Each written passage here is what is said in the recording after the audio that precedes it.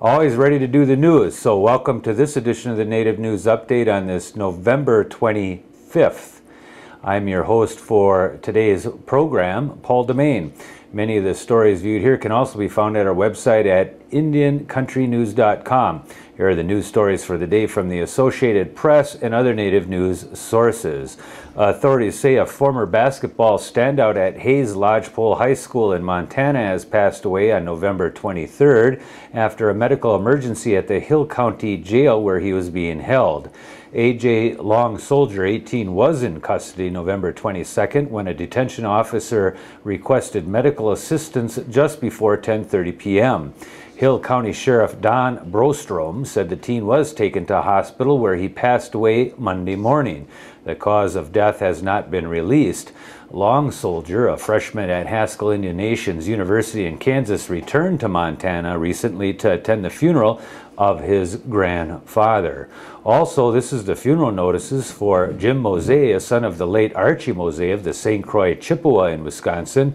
Those ceremonies will take place at the Round Lake Community Center with a wake on Friday, November 27th, and services following on Saturday, November 28th. Sting targeting suspected prescription drug dealers netted about 36 suspects on the Fort Peck reservation at Poplar, Montana. Authorities said more arrests were expected as part of Operation New Beginning because there are hundreds of prescription pill dealers in the region.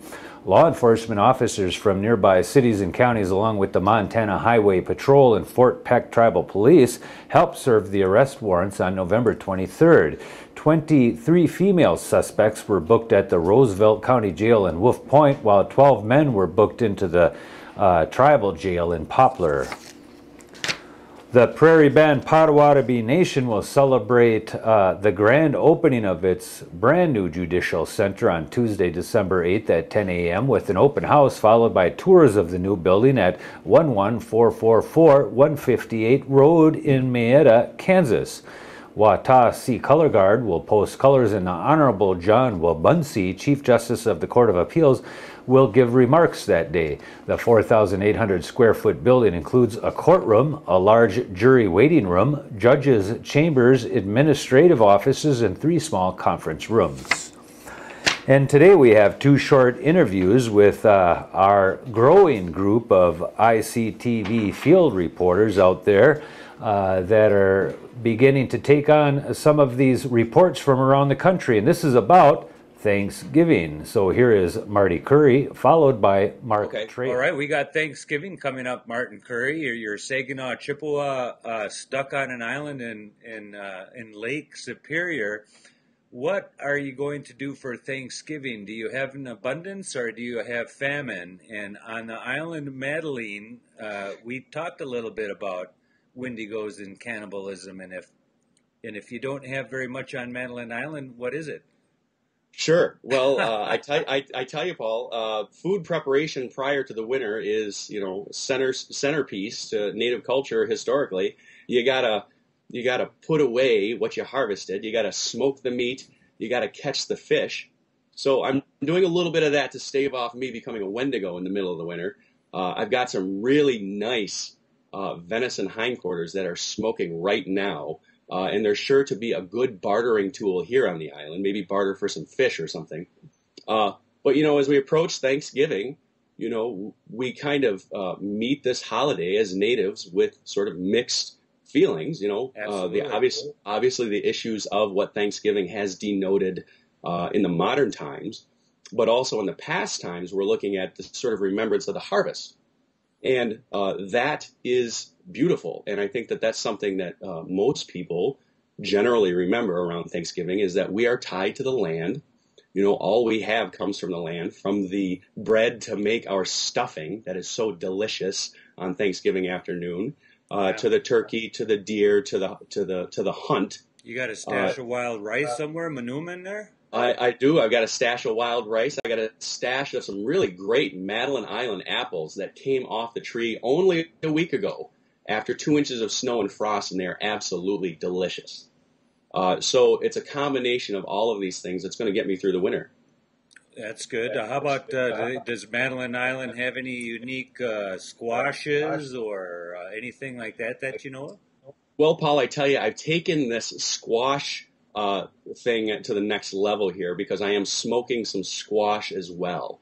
And it's curing up very nice because of the sugars. It's almost a candy. And of course, this is the Lakota squash that I had grown this past summer with Miss Winona LeDuc as part of our seed repropagation efforts. And we're passing these seeds on to other communities because these squash are so tasty and they're so full of antioxidants and they're so good for you. Even kids are going to like this. Even kids are going to like it. You know, most kids, they get into this idea where things green on your plate are not good and we're going to shove them away. But orange, on the other hand, is another nice sort of inviting surprise. So orange squash with a little bit of maple syrup on the top. Oh, sign me up. There you go. We like that. So are you going to invite the pilgrims on the island over for this little feast you're putting together in your mind? Well, you know, I'm not sure. I know there's a boat coming over. I don't know what's on the boat. You know, we never did. So, but everybody's more than welcome to come on up and slice off a hock of Marty's marinated Wawaskesh hindquarter with a knife, and we'll sit and we'll tell tales. It'll be great. Sounds good, Marty. Thanks for joining with us today. Yeah, thanks. Come on up, you guys. Take care. What are you going to be doing for Thanksgiving, Marty? What do the Shoshone Bannocks do? Do they have turkeys out that way? Actually, wild turkeys are wonderful, but I doubt we'll have one of those. Driving home, and you know, the thing about it is Thanksgiving is an important concept every day. It's always worth being thankful, so you can never do it too much. Spending time with the family? Yes. Bringing some friends and neighbors in maybe, or? I'm not sure who will all be there, but we'll get a chance to go to Fort Hall and spend some time with a lot of family. There's some Native people that say they want to kind of boycott this whole thing because of where it derives itself from. And I don't find that, for example, in our community here, people kind of embrace that idea that every day is a Thanksgiving for our food and what we have, and if anything, we're going to co-op it. What do you find at Fort Hall? I'm at the co-op side, absolutely. I just think, I mean, as challenging as it can be sometimes, there's always something to be thankful for. And whether it's that day or Friday or Saturday, I think they're all worth celebrating.